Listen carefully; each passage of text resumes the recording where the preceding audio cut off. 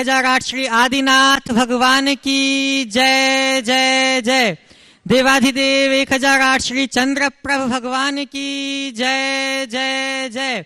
वर्तमान शासन नायक वर्धमान महावीर स्वामी भगवान की जय जय जय।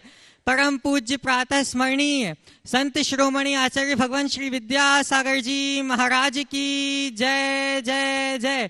परम पूज्य गुणायतन प्रणेता भावना योग प्रवर्तक शंका समाधान प्रवर्तक गुरुवर श्री प्रमाण सागर जी महाराज की जय जय जय। शंका समाधान के आज के इस सत्र में आप सभी का हार्दिक हार्दिक अभिनंदन। इससे पूर्व कि हम आज के इस सत्र को प्रारंभ करें, पूज्य गुरुदेव के चरणों में नत होकर अपने जीवन को समुन्नत बनाने के लिए सम्यक पुरुषार्थ करेंगे। सभी लोग हाथ जोड़ें, मस्तक झुकाएं और मेरे साथ बोलें, हे गुरुदेव नमोस्तु नमोस्तु नमोस्तु। धर्म और विज्ञान का जो हो गया है गठबंधन, उसका ही फल हमें दिख रहा। अद्भुत रचना गुणायतन। बंधुओं, गुणायतन वह कृति होगी जहां आकर आपका मन होगा झंकृत, जीवन होगा परिष्कृत एवं चेतना होगी चमत्कृत। यह वह अमर कृति होगी जो युगों युगों तक जिन शासन की यशगान को गाएगी। एवं जैसे विश्व में मक्का मदीना इस्लाम धर्म के लिए और ईसाइयों के लिए वाटिकन सिटी को जाना जाता है, हिंदुओं के लिए काशी को जाना जाता है, उसी प्रकार से विश्व पटल में सम्मेद शिखर को जैन धर्म के लिए स्थापित करने में इसका महत्वपूर्ण योगदान होगा। अतः मैं आप सभी से आग्रह करता हूं कि जिन शासन के अद्भुत महनीय प्रभावना के लिए अपना योगदान अवश्य दें। हमें प्रसन्नता है कि हमारे आह्वान पर प्रतिदिन लोग जुड़ रहे हैं। आज भी कुछ लोग संबद्ध हुए हैं। मैं उनके नामों की घोषणा करूंगा और यह भाव रखूंगा कि आप करतल ध्वनियों से अनुमोदना अवश्य करेंगी। जीव दया के रूप में जो गुणायतन से संबद्ध जीव दया के रूप में जिन्होंने अपनी उदारता अभिव्यक्त की है, श्री सम्यक जैन सुपुत्र श्री ब्रजेश चंद जैन, आशु जैन ग्रेटर नोएडा से करतल ध्वनियों से इनका अभिवादन करें। निर्माण मित्र के रूप में गुणायतन से जो संबद्ध हुए हैं, श्री श्याम शंकर जैन, श्री ऋषभ राजकुमारी Jain, doctor Ayushi Jain, engineer Nikhil Jain Prince Shivpuri से, वे अगर यहाँ उपस्थित हैं तो आए और पूज्य गुरुदेव के चरणों में नमोस्तु निवेदित करेंगे। श्री श्याम शंकर जैन, श्री ऋषभ राजकुमारी जैन, डॉक्टर आयुषी जैन, इंजीनियर निखिल जैन।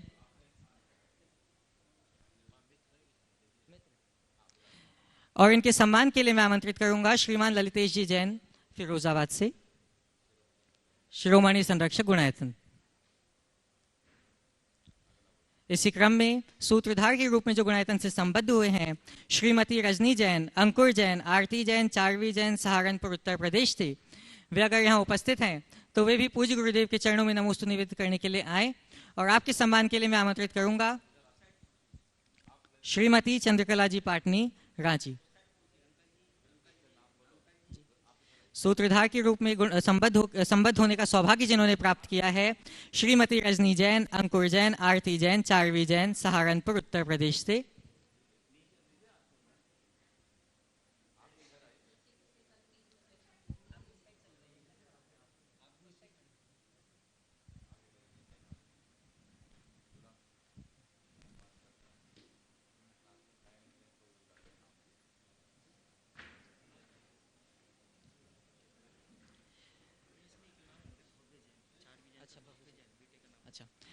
सूत्रधार के रूप में जो संबद्ध हुए हैं, आप सभी लोग करतल ध्वनियों से अभिवादन अवश्य करें। श्रीमती रजनी जैन, अंकुर जैन, आरती जैन, चारवी जैन, भव्य जैन सहारनपुर उत्तर प्रदेश थे।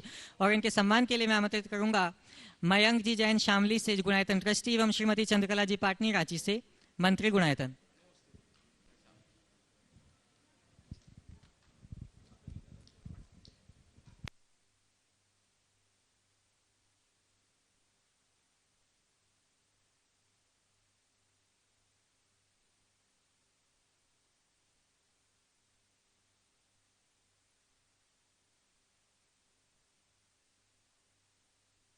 श्रीमान मयंक जी जैन शामली से सम्मिलित हों।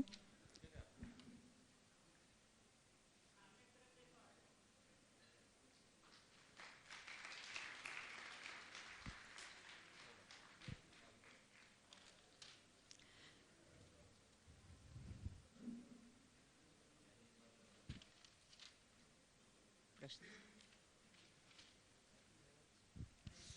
गुणायतन ट्रस्टी। गुरुदेव, आपकी आज्ञा से अब मैं ऑनलाइन प्रश्नों के माध्यम से आज की शंका समाधान को प्रारंभ करूंगा। गुणायतन ट्रस्टी श्री राकेश नीता जैन आगरा से आपके चरणों में नमोस्तु निवेदित करते हुए पूछ रहे हैं, वर्तमान में ऐसा देखने को मिलता है और हम सब भी ऐसा करते हैं कि धार्मिक यात्रा में अधिक से अधिक मंदिर, सिद्ध क्षेत्र, अतिशय क्षेत्र व अधिक से अधिक मुनि महाराज का दर्शन बहुत जल्दी जल्दी करते हैं। मेरा प्रश्न है कि धार्मिक यात्रा कब, कितनी और किस तरह करनी चाहिए? कहीं ये धार्मिक पर्यटन तो नहीं है जो मात्र घर व्यापार से ऊब जाने या थक जाने के कारण हम सब ऐसी धार्मिक यात्रा करते हैं? कृपया मार्गदर्शन दें। देखिए, धार्मिक यात्रा को हमारे शास्त्रों में तीर्थाटन के रूप में लिखा गया है और तीर्थाटन की अपार महिमा शास्त्रों में गाई गई है। इसे सातिशय पुण्य के बंध का हेतु और तीर्थाटन को ज्ञान और अनुभव से समृद्ध होने के आधार के रूप में भी माना गया है। पहले लोग पैदल तीर्थ यात्रा करते थे, फिर घोड़ा गाड़ी, बैलगाड़ी आदि के माध्यम से करते थे। आज आपके पास साधन सुलभ हो गए तो आप यान और वायुयानों से करते हैं। जिस भी रीति से तीर्थ यात्रा करना चाहिए, पर तीर्थ यात्रा को आउटिंग नहीं, अपने जीवन की टर्निंग पॉइंट बनाना चाहिए। अपने घर परिवार और व्यापार कारोबार की व्यवस्थाओं से उकताकर बाहर जाना आउटिंग है, वो तो आप करते रहते हो, लेकिन अपने मन को ऊर्जावान बनाने के ख्याल से तीर्थ यात्रा की जाती है। दरअसल तीर्थ यात्रा हमारे जीवन के अंतर यात्रा का सूत्रपात करती है। यदि हम उस भाव के साथ तीर्थ यात्रा करने के लिए उत्साहित होते हैं तो तीर्थ यात्राओं का हमारे जीवन में बहुत व्यापक असर पड़ता है। प्राय लोगों की मानसिकता सैलानी बन गई है, इसलिए लोग तीर्थ यात्रा को भी एक सैलानी की तरह, पिकनिक की तरह करने लगे, जबकि तीर्थ यात्रा एक आध्यात्मिक यात्रा है। वहाँ जब कभी भी जाएं तो अपने आप को कसने के लिए जाए, अपने आप को तपाने के लिए जाए और तीर्थ यात्रा करके जब घर लौटे तो अपने भीतर एक नए व्यक्ति का जन्म देकर जाए, तब तीर्थ यात्रा सार्थक है। मैंने शिखर जी में 5 वंदना की, 7 वंदना की, 11 वंदना की, यहाँ गए, इतने तीर्थों के दर्शन किए, इतने मुनि राजों के दर्शन किए, बहुत अच्छी बात है, लेकिन उनके दर्शन करके तुमने क्या पाया? मन में धर्म श्रद्धा के प्रति प्रगाढ़ता, बुराइयों के त्याग का संकल्प, अहम भाव का विलय और अहोभाव की वृद्धि के बिना तीर्थ यात्रा सार्थक नहीं है। तो ये चारों बातें जीवन में घटनी चाहिए। मेरी धर्म श्रद्धा बढ़े, बुराइयों के त्याग के लिए मैं संकल्पित हूं, मेरे अंदर का अहम भाव गले और मेरे भीतर का अहोभाव बढ़े, तो है कि मैंने तीर्थ यात्रा की। सच्चे अर्थों में मुझसे पूछो तो मैं यही कहूँगा कि तीर्थ यात्रा करने के बाद तुम्हें घर जाके कहना न पड़े कि मैं तीर्थ करके आया हूँ, तुम्हें देखकर लोगों को लगने लगे कि वाकई में ये तीर्थ करके आए हैं, तीर्थ यात्रा करके आए। वो भाव भूमिका बने तो जीवन में परम आनंद होगा। महावीर नगर दुर्गापुरा जयपुर से प्रमोद कुमार जी जैन पापड़ीवाल नमोस्तु पूर्वक पूछ रहे हैं, गुरुदेव, जो दीपक रात भर घर को रोशन करते हैं, सुबह होते ही उन्हें बुझा दिया जाता है। मेरा प्रश्न यह है कि स्वार्थ के इस संसार में जो व्यक्ति जिम्मेदारी उठाते हुए बिना स्वार्थ के अपना जीवन यापन करते हैं, तो फिर क्या वे भी स्वार्थी बन जाएं? कृपया मार्गदर्शन प्रदान करें। देखिए, जो दिया रात भर घर को रोशन करता है, सुबह होते ही उसे बुझा दिया जाता है, एक दृष्टिकोण है। और इसमें स्वार्थ दिखता है, और इस स्वार्थपूर्ण व्यवहार को देखकर हम भी स्वार्थी बन जाएं, मैं इससे सहमत नहीं हूँ। मैं तो केवल इस संदर्भ में इतनी ही बात कहूँगा, दीपक रात अंधेरे में भी जलकर अपनी उपयोगिता दिखाता है। हमारे जीवन में चाहे कितना अंधकार हो, हम अपनी प्रतिभा से अपनी उपयोगिता दिखाते रहें, यही हमारी उपलब्धि। स्वार्थी बनने की बात नहीं। जब मेरी जरूरत है मैं लोगों के काम आऊं। जहाँ अंधेरा है वहीं दीपक की जरूरत है, उजाले में दीपक की जरूरत नहीं है। तो मैं इस लायक तो हूँ कि अंधेरे से जूझ सकूं, उजाला फैला सकूं, किसी के काम आ सकूं। कई लोग तो कोई काम के ही नहीं रहते, इसलिए इसे इस संदर्भ में देखना चाहिए। बिनौली बागपत से नितिन जी जैन आपके चरणों में बारंबार नमोस्तु करते हुए पूछ रहे हैं, गुरुदेव महाराज श्री कुछ लोग कहते हैं कि जीवन को सफल बनाओ, कुछ लोग कहते हैं कि जीवन को सरल बनाओ। तो महाराज श्री मेरी शंका यह है कि सरल जीवन कैसे जिएं कि सफल जीवन हो जाए, समाधान कीजिए। नमोस्तु। जीवन को सफल बनाओ या सरल बनाओ, सरल जीवन कैसे जिए कि जीवन सफल हो जाए। बस जीवन के लक्ष्य से फिसलो मत, सरल भी होगे सफल भी होगे। जो लोग जीवन के मूलभूत लक्ष्य से फिसल जाते हैं वो विफल होते हैं, न सरल हो पाते हैं न सफल हो पाते हैं। उनमें अनेक प्रकार की कृत्रिमताएं और कुटिलताएं आ जाती है। जीवन के स्वरूप को पहचाने और उसके मूलभूत लक्ष्य को आत्मसात करके चले, हमारी सारी दुविधा बहुत आसानी से दूर होगी। इंदौर से महेंद्र जी जैन पत्रकार आपके चरणों में अपनी विनयांजलि देते हुए पूछ रहे हैं, गुरुदेव एक बार परम पूज्य आचार्य भगवान ने कहा कि उम्मीद और विश्वास कभी गलत नहीं होते, बस कितनी उम्मीद और विश्वास किस प्रकार करना है उस पर निर्भर करता है। महाराज जी आचार्य भगवान ने यह विचार सच्चे देवशास्त्र गुरुओं के संदर्भ में कहे थे। हमें सच्चे देवशास्त्र गुरुओं के प्रति कितना विश्वास और समर्पण होना चाहिए कि हमारी उम्मीद आगे ना उम्मीद ना हो सके, कृपया मार्गदर्शन दें। बहुत अच्छी बात कही है, और गुरुदेव का जिस भी संदर्भ में कथन है, उम्मीद और विश्वास जरूर पूरे होते यदि सही जगह रखा जाए। पूछने वाले का है कि हमें सच्चे देव शास्त्र गुरु से कितनी उम्मीद रखनी चाहिए और उन पर कितना विश्वास रखना चाहिए। मैं कहता हूँ सच्चे देव शास्त्र गुरु से के प्रति अटल विश्वास रखना चाहिए, उम्मीद बिल्कुल भी नहीं रखनी चाहिए। विश्वास रखोगे तो तुम्हारे उम्मीदों की पूर्ति तो अपने आप हो जाएगी, क्योंकि पेड़ के नीचे जाने के बाद छाया मांगनी नहीं पड़ती, वो अपने आप बरसती है। वो घने पेड़ हैं, वहाँ किसी आशा और उम्मीद से मत जाओ। वहाँ अपने आप को, अपने मन की सारी आशाओं को समर्पित करने के ख्याल से जाओ। जब अपने अंदर की सारी आशा और इच्छा को समर्पित करोगे तो जीवन उन्नत होगा। प्रत्यक्ष।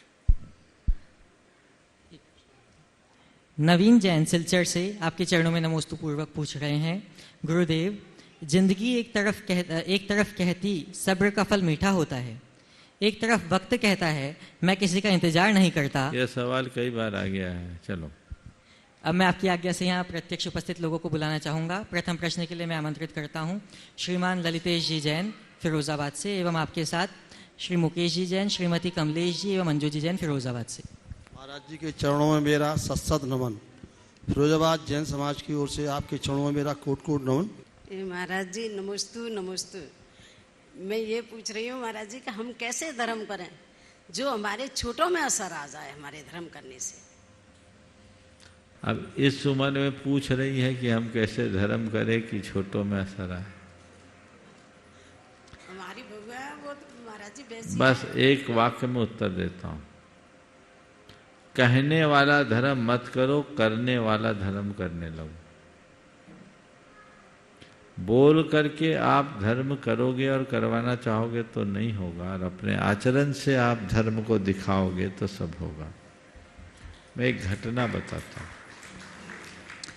एक बहन जी हमारे संपर्क में रही, उनके 2 बेटे दोनों बाहर से पढ़कर आए। एक ने MBA किया था और एक ने M.Tech कर रखा था। वो बहुत धर्मात्मा थी, उनके पति नहीं थे, पर उनके बच्चे चूंकि बाहर हॉस्टल्स में पढ़े तो उनमें वैसी धार्मिक भावनाएं नहीं थी। आस्था तो थी पर भावना नहीं थी। उन्होंने देखा कि बेटे लोग हैं, इनके खाने का कोई टाइम टेबल नहीं और सब कुछ खाना पीना का कार्यक्रम चलता है। एक बार उनने समझाया कि बेटे अपने को अपने हिसाब से अपना सब काम करना चाहिए। तुम सोचो, मनुष्य निर्भव की सार्थकता को समझो, जैन कुल की दुर्लभता को समझो। बच्चों ने माँ के सामने तो कुछ नहीं कहा, लेकिन उनका हालचाल नहीं बदला। माँ इसे देख करके थोड़ी दुखी हुई, लेकिन उसने क्या किया, किसी भी प्रकार की प्रतिक्रिया नहीं की और उसने अपने आप को दंडित करना शुरू कर दिया। बच्चे रात में खाए, दूसरे दिन माँ कुछ त्याग कर दे। बच्चे कोई अवांछित कार्य करे, माँ अपने आप को दंडित करे। बच्चों को बोले नहीं और ना इस बात का एहसास कराने की कोशिश करे कि तुम लोगों के कारण ऐसा कर रहे हैं। पर बच्चे माँ से बेहद प्यार करते थे। जब बच्चों को ये लगने लगा कि बच्चे माँ हम लोगों के कारण परेशान होकर के ये प्रायश्चित करती है, दोनों बच्चों ने आपस में बैठ कर तय किया कि धिक्कार हो कि देवी जैसी माँ के लिए हम लोगों को इस तरह से हम लोगों के कारण परेशान होना पड़ रहा है। क्या हम लोग अपनी लाइफ स्टाइल नहीं बदल सकते? हम लोगों को बदल देनी चाहिए। दोनों माँ के पैर पड़े और कहा, माँ आज से घर में वही सब कुछ चलेगा जो आप चाहोगे। अब बदलाव हो गया, पर इसके लिए बहुत धैर्य, समझदारी, सहनशीलता और उदारता की जरूरत है। चीखा चिल्ली से तो महाभारत होता है। आचरण का प्रभाव बहुत गहरा होता है। हमें उस दिशा में भी सोचना चाहिए, गहरा असर। हाँ महाराज जी नमोस्तु। हम परिवार में 3 दौरानी जेठानी हैं और 4 बहुएं हैं। हम लोग सभी अग्रवाल वैष्णव परिवार से आए हैं। अब हमारे यहाँ 80% तो जैन धर्म चलता है और 20% बहुएं और हम सब मिलके वैष्णव धर्म का भी पालन करते हैं। इसमें कुछ दोष तो नहीं है? देखिए, ऐसा है कि आप अग्रवाल जैन हो, आपके यहाँ गंगा जमनी संस्कृति चलते आई। आज से नहीं, 2000 साल पुराना इतिहास है। अग्रवालों में जैनियों से संबंध होता रहा है और एक समय था जब भारत में आज भी अग्रवाल जैनों की संख्या सर्वाधिक रही है। वैष्णव की बेटी आती थी, वो जैन हो जाती थी, और जैन की बेटी जाती थी तो वो वहाँ ढल जाती थी। अब आप आ गई हैं तो भले अग्रवाल परिवार में जन्म लिया, पली बढ़ी, पर अब तो आप इतनी बड़ी हो गई कि अच्छे से जैन धर्म के मर्म को आपने समझ लिया होगा। समझा है कि नहीं समझा? नहीं महाराज जी, हमने समझा। बहुएं आई है ना, अब उनसे बस हम मैं मना नहीं कर पाते। बता रहा हूँ, वही बता रहा हूँ। तो आपने आत्मसात किया, आप अपनाओ। बहुओं को बलात् कुछ मत कहो, पर बहुओं को समझाओ कि बेटे देख, मैंने दोनों परंपराओं को देखा है। आज मुझे जितनी शांति और सुकून मिलती है, यदि तुम जैन आचार और विचार को ठीक रीति से समझोगे तो तुम्हें भी ये अच्छा लगेगा। पुराने ज़माने में और आज में अंतर है। पहले सासू का राज चलता था। आप जिस दिन विवाह के बाद आई होगी तो आपकी सासू माँ ने सीधी सीधी हिदायतें दी होगी और आपने उसे एक्सेप्ट कर लिया होगा। लेकिन अब तो बहू राज आ गया है। बहू रानी को आप अगर कुछ बोलोगे तो शायद आपको जवाब मिल जाएगा। तो ऐसा बोलने की ज़रूरत नहीं है, लेकिन एकांत में उन्हें समझाने की ज़रूरत है और ये बताना है कि 2 नाव में सवार होने से कोई लाभ नहीं होता। हमें एक नाव में ही आगे बढ़ना चाहिए। प्रारंभ में उन्हें किसी चीज़ को छोड़ने की बात मत कहिए, अपमानने की बात कहिए। उन्हें बोलिए जैन आचार और जैन विचारों को समझो, तुम्हें अच्छा लगेगा, तो धीरे धीरे वो आगे बढ़ पाएंगे।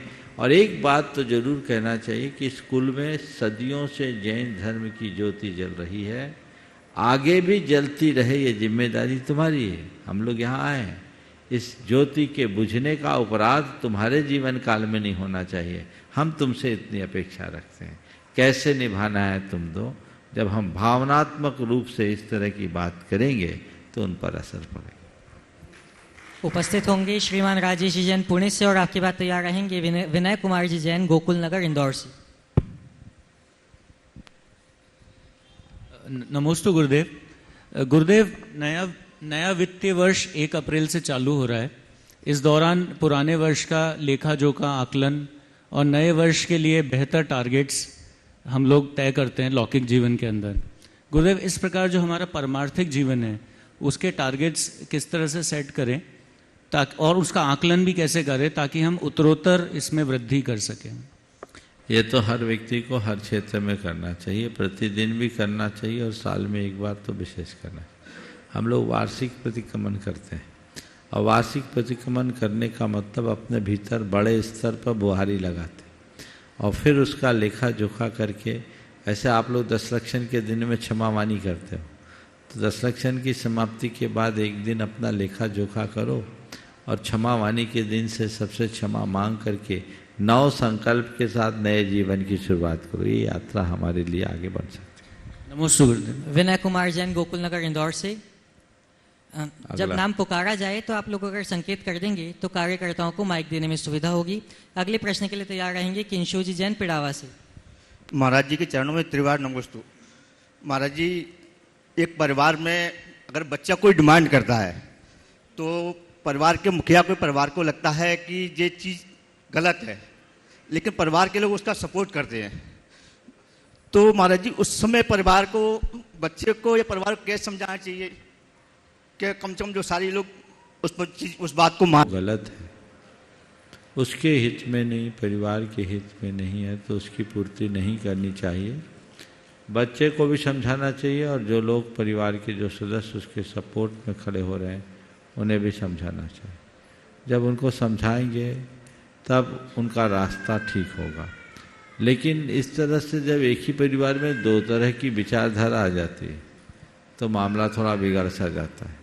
उसमें पहले बड़ों को समझाना चाहिए, बाद में बच्चों की बात रखनी चाहिए। नमस्ते महाराज जी। किंशु जी जैन अपना प्रश्न रखेंगे और आपकी बात तैयार रहेंगी वृत्ति श्राविका श्रीमती नीति जी कलरैया खारगढ़ से। महाराज जी नमस्ते। आप कौन से बुरे कर्म किए उसे चलने फिरने में हाथ समर्थ हूँ। आप कौन से कर्म करूँ जिससे मैं मेरे पाप खत्म हो जाए, नष्ट हो जाए? देखो, जो भी कर्म हुए अब उन्हें याद मत करो। कोई ना कोई खोटे कर्म तो थे, लेकिन तुम अपने आप को भाग्यशाली मानो कि चलने में असमर्थ हो, बुद्धि से तो पूरी तरह समर्थ हो ना। अपनी चीज सोच सकते हो। तन बिगड़ा हुआ है, मन और चेतना अच्छी है, उसकी तरफ ध्यान दो और अपने आप को इस अर्थ में खुश नसीब रख मानो कि मैं शरीर से लाचार हूँ पर मेरी आत्मा आज भी सम्यक दर्शन के योग्य है कि नहीं है? तो सच्चे देव शास्त्र गुरु के प्रति दृढ़ श्रद्धा रखो, सम्यक दर्शन की ऐसी भावना भाव कि अगले भाव में मनुष्य बन करके, मुनि बन करके सीधे मोक्ष जा सको। समझे? इसलिए जो भी अशुभ कर्म था अब मुझे उसको भोगना नहीं है, काटना है। अपने मन में क्षमता रखो और जितना बन सके धर्म ध्यान में भावों से, शरीर से जो बने सो करे, वचनों से और मन से जितना धर्म कर सको करने की कोशिश करो। आशीर्वाद। उपस्थित होंगे नीति जी कलरैया खारगढ़ से और आपकी बात तैयार रहेंगी अविशी जी जैन, अविशी जी रेखा जी भंडारी जयपुर से। मेरे अनंत उपकारी गुरुवर के चरणों में कोटिशः नमन परिवार सहित। गुरु जी, मना करने की प्रवृत्ति आचरण में कैसे लाएं? आजकल देखा जाता है कि जो टीन एज हैं बच्चे, वो अपनी मनमानी करके माता पिता को मनवा लेते हैं। तो ऐसे में हमें मतलब कहाँ पर, कब, कैसे, कैसी सिचुएशन में कैसे हैंडल करना है, कहाँ मना करना है, कहाँ नहीं करना है? क्या भावना योग में इसका कोई कमांड है वृत्ति की अपेक्षा से? देखिए, कहीं मना करना है, कहीं मना लेना है और कहीं मान जाना है। क्या बोलो? कहीं मना करना चाहिए, कहीं मनाना चाहिए और कहीं मान जाना चाहिए। जिस कार्य में बच्चों का या सामने वाले का अहित दिखता हो, परिवार का अहित दिखता हो, उसे दृढ़ता से मना करें। लेकिन मना करने के साथ साथ लॉजिकल तरीके से उन्हें मनाने की कोशिश करें। अगर आप उन्हें ठीक ढंग से समझाएंगे तो बच्चे निश्चित रूप से मानेंगे, मानना चाहिए। और हम ऐसा करने में तब समर्थ होंगे जब हम तभी मना करेंगे जब चीज़ें मना करने योग्य हों। कुछ लोग हैं जो हर बात को मना करते हैं, तो फिर धीरे धीरे बच्चे या परिवार के सदस्य उनको बताए बिना काम करना शुरू कर दे, ये तो मना ही कर देते हैं। लेकिन आप छोटी मोटी बातों को एक्सेप्ट करके अगर बुरी बातों को मना करोगे तो बच्चे आपकी बात को जरूर मानेंगे। तो आप उनको मनाएं, तो मना करो, मनाओ। और बच्चे अगर अच्छा काम करना चाह रहे हैं, उसमें थोड़ी बहुत कमियां भी है, तो आप मान जाओ, कुछ हिदायतें दे के उनकी बात को स्वीकार कर लो। रास्ता यही। नमोस्तु। उपस्थित होंगी अविशी रेखा जी भंडारी जयपुर से, और आपकी बात तैयार रहेंगे पीयूष जी जैन पिड़ावा से। नमोस्तु महाराज जी, नमोस्तु महाराज जी। ये प्रश्न मेरे मामा का है, अगर आपकी आज्ञा हो तो मैं बोलो। प्रश्न करूं। नमोस्तु गुरुदेव। यदि किसी बाहरी कारण से जिसको कि नियंत्रित करना हमारे वश में कदापि नहीं है और उसके कारण मन अति विचलित हो तो क्या करें, कृपया मार्गदर्शन दीजिए। किसी का बाहरी कारण से स्थिति हमारे नियंत्रण से बाहर हो और मन विचलित हो तो हम क्या करें? इसे कर्म का योग मान करके स्वीकार कर लें, इसके अलावा और कुछ नहीं। जब चीज़ें नियंत्रण से बाहर हो तो उसे स्वीकार करने में ही सार। पीयूष जी जैन पिड़ावा अपना प्रश्न प्रस्तुत करेंगे, और आपकी बात तैयार रहेंगे श्रीमान सुनील जी दिलवारी, अध्यक्ष मकराना जैन समाज। नमोस्तु गुरुदेव। पिड़ावा जैन समाज की ओर से रही बार नमोस्तु नमोस्तु नमोस्तु भगवान। महाराज जी, मेरी शंका यह है कि जब हम किसी साधु संत की आहार या विहारचर्या में सम्मिलित होते हैं या उनके समागम में या प्रवचन में या उनके सानिध्य में रहते हैं, तब निमित्त से या मन में ऐसे विचार आते हैं कि बस यहीं रहे, संसार में जाए ही ना, या घर परिवार में देखे ही ना। और फिर जब वहाँ से हटते हैं या उस जगह से, उस वातावरण से निकलते हैं तो संसार में मतलब वो दूसरे कार्यों में लगते हैं, तो सामाजिक कार्यों में लगते लगते फिर ऐसा लगता है कि हाँ अब जाएंगे महाराज जी के साथ, या अब मंदिर में जाएंगे, या अब धर्म कार्य करते हैं। तो जब वहाँ रहते हैं तब वहीं उलझ जाते हैं, और जब महाराज जी के साथ रहते हैं तब ऐसा मन करता है कि बस यहाँ से निकले ही नहीं।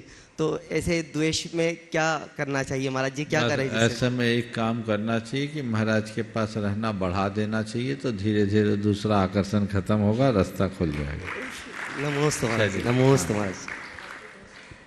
उपस्थित होंगे सुनील जी दिलवारी, अध्यक्ष मकराना दिगंबर जैन समाज, और आपकी बात तैयार रहेंगे मयक जी जैन, गुणायतन ट्रस्टी शामली से, जिन्होंने इस विगत चातुर्मास में अपना कलश भी स्थापित कराया था। पूरा नाम गुरुदेव जी के चरणों में नमोस्तु नमोस्तु नमोस्तु। सकल दिगंबर जैन समाज मकराना की तरफ से व अजमेर की तरफ से नमोस्तु नमोस्तु गुरुदेव। गुरुदेव, मकराना में आपका आगमन हुआ था, बहुत आनंद आया आपका। वहाँ पर अभी संत शिरोमणि आचार्य विद्यासागर संत भवन का निर्माण बन रहा है। हम सभी मकराना वासी, पूरी समाज आपसे आशीर्वाद चाहते हैं कि वो जल्दी से जल्दी संत भवन, आचार्य विद्यासागर जी संत भवन संपूर्ण हो। गुरुदेव, मेरा प्रश्न यह है कि गुणायतन के बनने से हमारे आध्यात्मिक जीवन में कैसे बदलाव हम ला सकते हैं, और गुणायतन का जैन धर्म में वैज्ञानिक महत्व क्या है, वे आध्यात्मिक महत्व क्या है? देखिए, गुणायतन का निर्माण जीवन के आध्यात्मिक रूपांतरण के लिए है।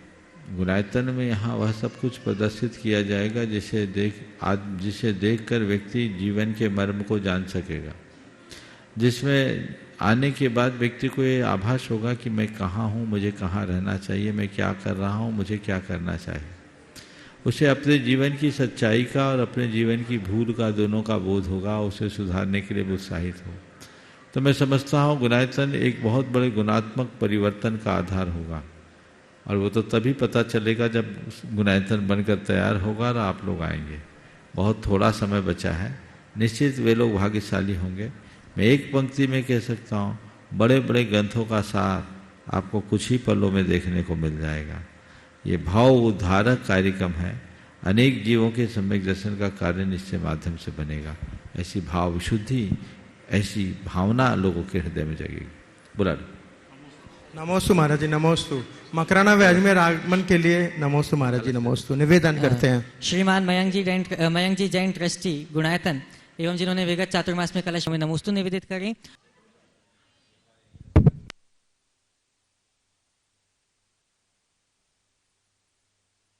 नमोस्तु महाराज जी।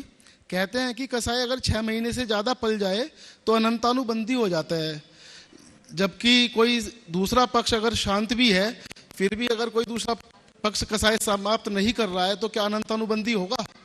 जिसके मन में गांठ है उसकी कषाय है, हमारे मन में गांठ नहीं तो थोड़ी कषाय। तो महाराज जी अनंतानुबंधी तो 2 पक्षों में ही होगा।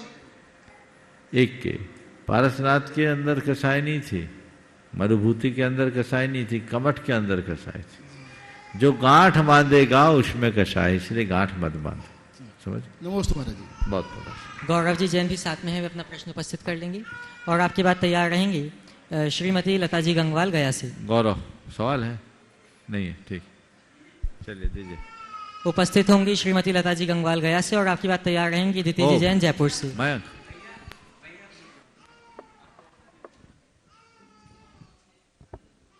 ले जा, बोलो। नमोस्तु गुरुदेव। गुरुदेव, जब गणेश प्रसाद वर्णी जी पहली बार संबेसिकर जी की यात्रा पर निकले तो उनकी यात्रा बहुत सफल हो गई, तो उन्होंने परिक्रमा का मन बनाया। उन्होंने परिक्रमा का मन बनाया और फिर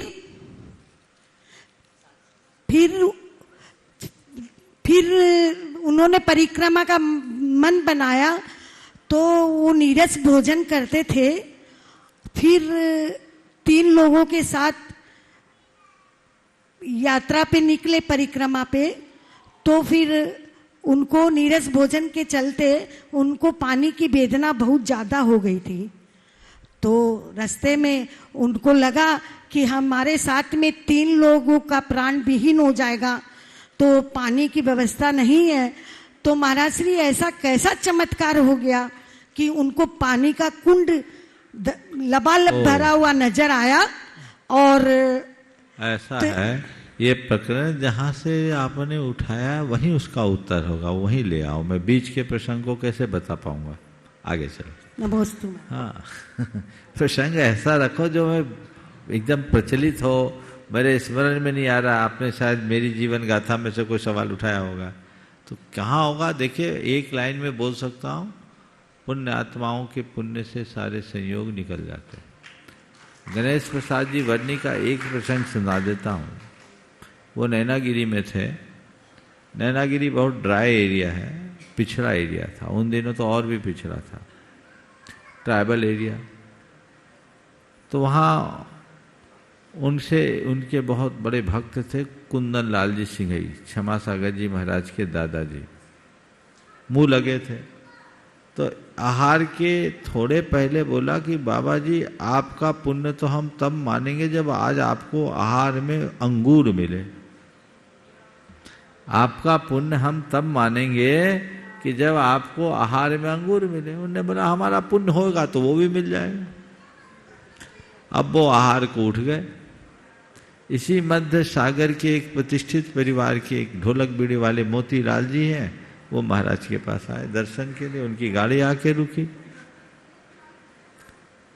और सोचा भैया महाराज को आहार देना, चलो अंगूर लेते हैं, महाराज अंगूर दे देंगे। चौके में गए तो थाली में अंगूर रखे थे। बरनी जी ने दिखाया, कुंदन लाल जी को देख लिया। तो पुण्य के निमित्त से सारे संयोग मिल जाते हैं। चलिए, ओम। बस उपस्थित होंगी प्रति श्राविका श्रीमती चंद्रकला जी पाटनी रांची से और आपकी बात तैयार रहेंगी शालिनी जी जैन अजमेर से। जल्दी।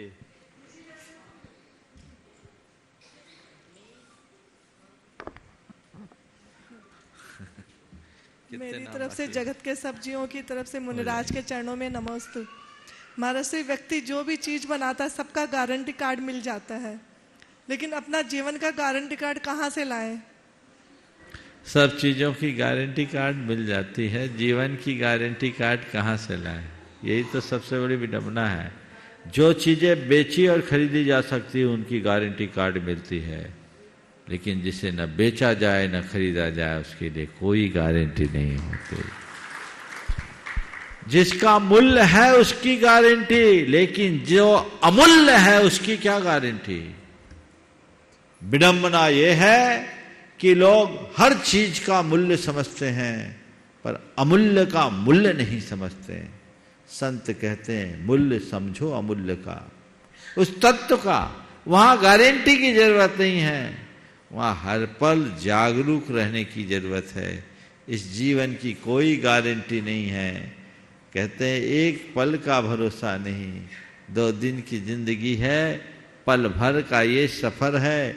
इस बात को समझो और जब तक जीवन मिला है इसका सदुपयोग करो। उपस्थित होंगे शालिनी जी जैन अजमेर से और आपकी बात तैयार रहेंगी शिप्रा जी जैन अम्बाहा से। शालिनी अनुपस्थित नहीं, दूसरा नाम बोलो। शिप्रा जी जैन अम्बाहा से अपना प्रश्न प्रस्तुत करेंगे। नहीं है। रुचि जी जैन बोदला आगरा से अपना प्रश्न यदि उपस्थित हो तो खड़े हो जाएं। देखो एक बार। खुशबू जी जैन ग्वालियर एमपी से। और ग्रुप गया है, देखो खुशबू अगला नाम बोलो। और आपकी बात तैयार रहेंगी नवीन जी जैन ग्वालियर मध्य प्रदेश से। नमोस्तु महाराज जी, चरणों में बारंबार नमोस्तु नमोस्तु नमोस्तु। महाराज श्री, मेरा प्रश्न ये है कि काफ़ी लोग परिवार में, जैसे हम अपने बच्चों को बताते हैं कि फास्ट फूड छोड़ो या आलू प्याज छोड़ो, तो वो ये पूछते हैं कि पहले हमें क्या छोड़ने की ज़रूरत है, फास्ट फूड या आलू प्याज, दोनों में से किस में ज़्यादा दोष है। उनसे ना फास्ट फूड छोड़ने के लिए बोलो ना आलू प्याज छोड़ने के लिए बोलो, पहले बोलो हेल्दी खाना खाओ। क्या बोलो? उनके अंदर हेल्थ कॉन्शियस जगह। और फिर पहली बात सुनो, फास्ट फूड छोड़ने के पीछे मूल ये हेल्दी खाओ। फिर धीरे से उनको समझाओ कि आलू में हिंसा भी है और अनहेल्दी भी है, उसके दुष्परिणाम भी हैं, बच्चे बच जाएंगे। चलिए। उपस्थित होंगे नवीन जी जैन ग्वालियर से और आपकी बात ये है कि हम सब रागी हैं और रागियों में आकांक्षाएं होती हैं, लेकिन आजकल बैरागियों में भी आकांक्षाएं बढ़ती जा रही हैं। जैसा कि मैं एक प्रश्न के माध्यम बता रहा हूँ, एक दीदी थी, उनकी दीक्षा हुई 3 साल में, उनकी एक दीदी की आर्य का दीक्षा हुई और 3 साल के अंदर गढ़नी भी बन गई और 3 दीक्षा भी दे दी। तो ये उचित है या अनुचित है? अब भैया आर्य का दीक्षा तो वैराग्य से प्रेरित होकर के ली जाती है। अब 3 साल में गढ़नी बन गई तो विथिन 3 ईयर में ही 3 साल में गढ़नी भी। सुनो तो मेरी बात, 3 पल में भी बन सकते हैं। ये तो अब बनाने वालों पर और सामने वाले की योग्यता पर है। अगर ऐसा देखोगे तो परम पूज्य गुरुदेव 1968 में मुनि दीक्षा लिए और 72 में आचार्य बन गए। बने ना, साल मत गिनो। अब उनने दीक्षाएं भी दे दी तो दीक्षा लेने वाले और देने वालों पर निर्भर करता है। इसका तात्पर्य ये नहीं कि वो रागी हो गए, पर हाँ आपके सवाल के संदर्भ में मैं यही कहूँगा कि दीक्षा योग पात्रों को देनी चाहिए और दीक्षा योग गुरुओं से लेना चाहिए। आज दीक्षा लेने वाले की और दीक्षा देने वालों की दोनों की गरिमा गड़बड़ हो रही है। जो व्यक्ति वैराग्य से ओतप्रोत होगा वो जहाँ कहीं भी दीक्षा लेगा, दीक्षा को न केवल निभाएगा अपितु उसका फल भी पाएगा। लेकिन जिसके हृदय में वैराग्य नहीं है उसकी दीक्षा कोरी एक रस्म बनकर रह जाएगी और वो फिर बाकी बातों में उलझ जाएगा। तो दीक्षा लेने वाले को और दीक्षा देने वाले को दोनों को ध्यान में रखना चाहिए। उसी से दीक्षा लो जिसके जीवन में तुम्हें आध्यात्मिकता दिखे, जिसका चरित्र तुम्हें पवित्र दिखे, जो आगम के अनुकूल वर्तन करता हो, उसे आप दीक्षा के योग्य मानना और उससे दीक्षा लोगे तो भवसागर से पार उतर पाओगे और जिस किसी से भी दीक्षा लोगे तो लोभी गुरु लालची चेला होए नरक में ठेलम ठेला। ये कहावत तो बहुत पुरानी है। तो ये चीज़ें सोच समझ के होना चाहिए। आजकल बहुत जल्दी मिल जाती है दीक्षा। हमारे गुरुदेव को देखो, 2006 के बाद से अभी तक आर्य का दीक्षा नहीं दी। 2006 से अभी तक आर्य का दीक्षा नहीं दी ना। और 2018 के बाद 18 के बाद को मुनि दीक्षा नहीं दी। अब वो चाहते तो रोज दे सकते हैं, लेकिन दीक्षा लेना देना बहुत कठिन है। क्षुल्लक दीक्षाएं दी है, क्षुल्लक दीक्षा दी। मुनि दीक्षा की बात कर रहा हूँ तो वो अपनी योग्यता के एक अभी क्षुल्लक दीक्षा में एक क्षुल्लक मुनि दीक्षा दी उत्कृष्ट सागर जी की, ये दुर्लभ है। तो खैर ये उनकी अपनी कसौटी है। इसी तरह गुरुओं की भी अपनी कसौटी होनी चाहिए। उपस्थित होंगे श्रीमान हजारीलाल जी जैन, आगरा उत्तर प्रदेश से।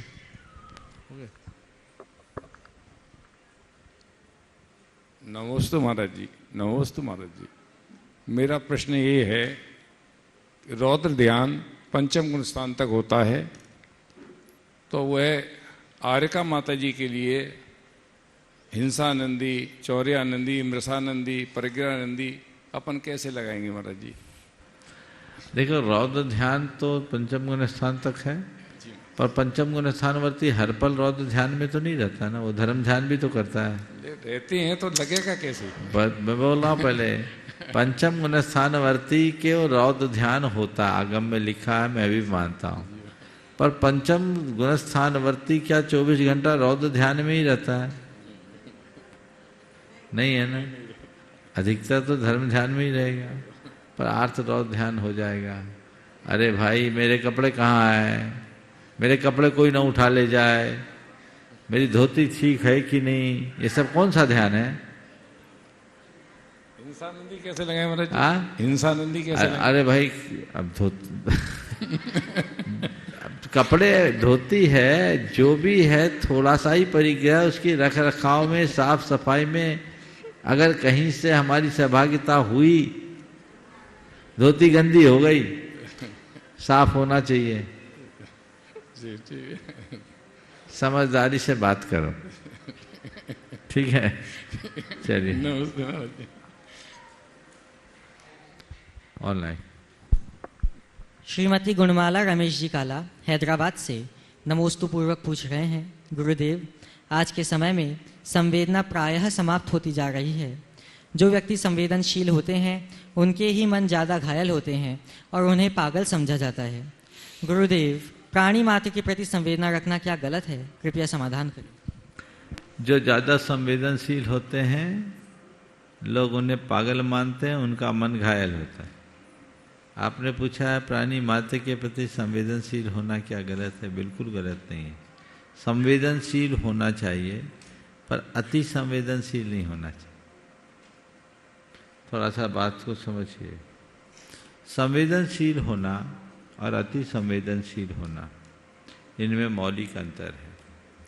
किसी की वेदना को देखकर हृदय का द्रवीभूत होना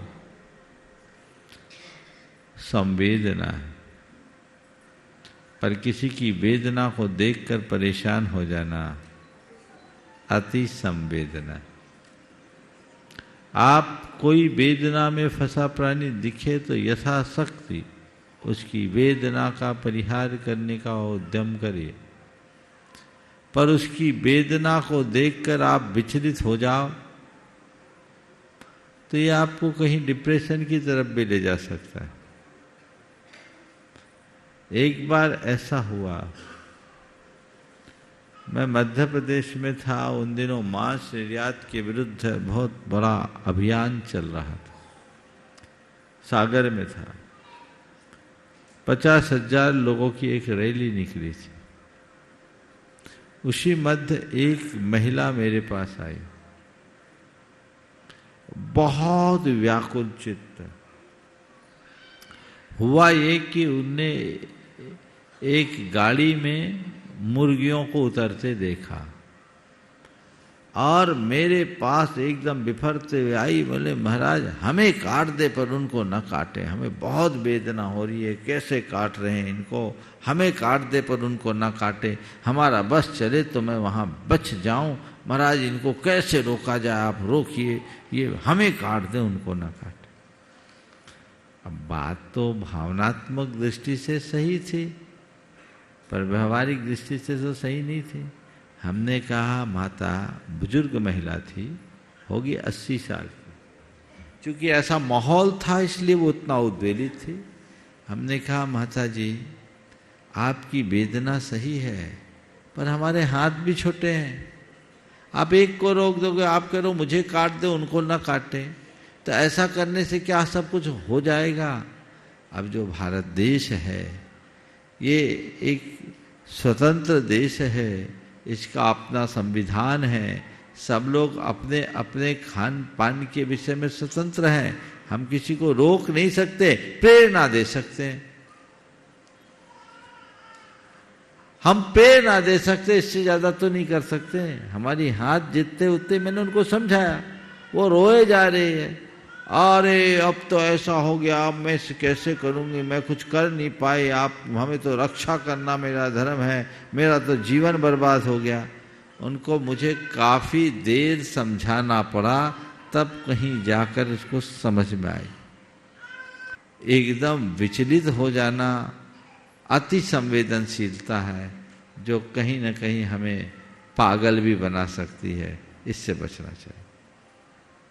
गुरुदेव, एक व्यसन लिप्त व्यक्ति आपके चरणों में, कौन? अपने व्यसन लिप्त व्यक्ति, व्यसन लिप्त आपके चरणों में अपने उद्धार की कामना करते हुए पूछ रहे हैं, मेरी आयु 30 वर्ष है, मेरे हृदय में कई बार मुनि दीक्षा के भाव आते हैं, परंतु मैं एक दुर्दांत सप्तव्यसनी हूँ, जो दुर्दांत सप्तव्यसनी हूँ जो दिन रात केवल व्यसनों में, व्यभिचार में डूबा रहता है। मैं अपनी आत्मा का कल्याण कैसे करूं, कृपया मार्गदर्शन दें। देखो, एक पुराणों का और एक वर्तमान का दो उदाहरण देता हूं। पुराणों में कथा आती कि अंजन चोर एक भयानक चोर था और उस अंजन चोर में सारे व्यसन थे, दुर्गुण थे, लेकिन उस अंजन चोर का हृदय परिवर्तन हुआ तो मुनिराज के चरणों में आकर जो जीवन बदला, तो अंजन से निरंजन बन गया, हम सबको पता है। चारुदत्त दारुदत्त बन गया था, समागम में आया, उसका जीवन बदला और उसका उद्धार हो गया। ये पुराणों में तो हम पढ़ते हैं। जैन जगत में एक महान आचार्य हुए, आचार्य पाय सागर जी। वो चारित्र चक्रवर्ती आचार्य शांति सागर जी महाराज के बड़े प्रतापी शिष्य थे। उनके संदर्भ में मैंने पढ़ा कि वे महाव्यसनी थे। एक बार शांति सागर जी महाराज से तर्क वितर्क करने के लिए पहुंच गए और उनसे जाकर के सीधा सवाल किया कि महाराज आप मुनि क्यों बने? बोले मोक्ष पाने के लिए। बोले आज मोक्ष है? बोले नहीं है। तो मोक्ष नहीं है तो मुनि क्यों बने? तो महाराज जी जहाँ बैठे थे वहीं सामने आम का पेड़ था। बोले काय का पेड़ है? बोले आम का पेड़ है। बोले जाओ 2-4 आम तोड़ आओ। बोले महाराज आम तो सावन आषाढ़ जेठ आषाढ़ में मिलते हैं, सावन में मिलते हैं, भी आसोच के महीने में आम कहाँ से होंगे? आम तो जब इसमें आम नहीं है तो आम का पेड़ क्यों बोल रहे हो? बोले महाराज अभी नहीं है, लगेगा। तो महाराज ने कहा यही तो मैं कह रहा हूं, मोक्ष अभी नहीं मिलेगा, लेकिन जब भी मिलेगा इसी दिगंबर मुद्रा से मिलेगा। अभी मोक्ष का सीजन नहीं है, जब सीजन आएगा तो मोक्ष भी मिलेगा। ये उनके बीच की पहली वार्ता थी। इससे वो बड़े प्रभावित हुए और प्रभावित इतने हुए कि गुरु चरणों में समर्पित हो गए। उनने दीक्षा ली और वो कहते थे मैं तो पाप सागर था, गुरुदेव ने मुझे पाय सागर बना दिया। पाय का अर्थ होता पवित्र, मराठी में पाय को पवित्र बोलते हैं। मैं तो पाप सागर था, गुरुदेव ने मुझे पाय सागर बना दिया। मनुष्य की प्रबल इच्छा शक्ति और दृढ़ संकल्प उसके जीवन में आमूल चूल परिवर्तन ला सकते हैं। वो अपने हृदय में घटित करे और अपने जीवन को बदलने का सत्प्रयत्न करे तो जीवन सुनिश्चित रूप से अच्छा बन सकेगा। इसलिए इस भाई से मैं कहूँगा, अगर सच में मन है तो थोड़े दिन गुरु शरण में रहो, अपने आप रंग बदलेगा। जे कम में सूरा ते धम में सूरा। गोपालगंज सागर से श्रीमान राजेश जैन आरआई, गुरुवर जय विद्या परिवार गोपालगंज सागर का नमोस्तु नमोस्तु नमोस्तु। लौकिक जीवन की जिंदगी एक पिंजरे में कैद परिंदे की तरह है। पिंजरे में कैद परिंदे की तरह, हाँ। फर्क केवल इतना है कि किसी पंछी के भाग्य में सोने का पिंजरा, किसी के भाग्य में चांदी का पिंजरा, किसी के भाग्य में बड़ा पिंजरा, किसी के भाग्य में छोटा किंतु स्वच्छंद विचरण करने को आसमान नहीं। हम गृहस्थ जीवन में रहकर इन पिंजरों से छुटकारा पाते हुए स्वच्छंद जीवन कैसे व्यतीत करें? जिनको पिंजड़े में ही रस आ रहा है वो स्वच्छंद जीवन कैसे व्यतीत करें? अगर सच में तुम्हें लगता है कि मैं पिंजड़े में बंद हूं तो प्रतीक्षा करो पिंजरा खुलने की, और जैसे ही पिंजरा खुले फुर्र हो जाओ। एक पुरानी कहानी है, उसे सुना करके बात पूरी कर रहा हूं। एक सेठ एक मुनिराज के दर्शन के लिए जा रहा था। उसके घर में एक तोता पलता था। तोता ने कहा, महाराज कहाँ जा रहे हो? बोले महाराज के दर्शन करने जा रहा हूँ। बोले मेरे लिए भी कुछ उपदेश ले आना। चले गया। अब महाराज के पास गया और आते समय बोला, महाराज जी मेरे घर में एक तोता पलता, उसने भी आपसे उपदेश पूछा है। बोले उससे कहो जाओ सो जाओ। आए, बोले मेरे लिए क्या उपदेश लाया? बोले सो जाओ। जैसे ही सुना सो जाओ, वो तोता फड़फड़ाकर एकदम अचेत हो गया। बोले रे मुनियों की प्राणी से तो मुर्दा भी जिंदा हो जाता है, ये उल्टा कैसे हो गया? सेठ को बहुत झटका लगा। उसको हिलाया डुलाया पर काय को हिले। उसका दरवाज़ा खोला गया। सोचा अब इसका क्रियाक्रम करें। दरवाज़ा खोला, लोग इधर उधर हुए। उसने कनखियों से देखा रास्ता क्लियर है, फुर्र से उड़ गया और फुर से उड़ करके पेड़ की डाल में बैठा और कहा, मुक्त होना है तो सो जाओ, मुक्त होना है तो सो जाओ। तोते ने एक बार इनडायरेक्ट उपदेश सुना और मुक्त हो गया। सेठ को आया, अरे मैं रोज सुनता हूं और वही रह रहा हूं। वास्तव में जो व्यवहार के कार्य में सोता है वही अपने आत्मा के कार्य में जाग पाता है। इसलिए चीजों को विराम दो और आगे बढ़ो, तभी तुम उन्मुक्त आकाश में विचरण करने में समर्थ हो सकोगे। यहीं पर विराम। बोलिए परम पूज्य आचार्य गुरुवर श्री विद्यासागर जी।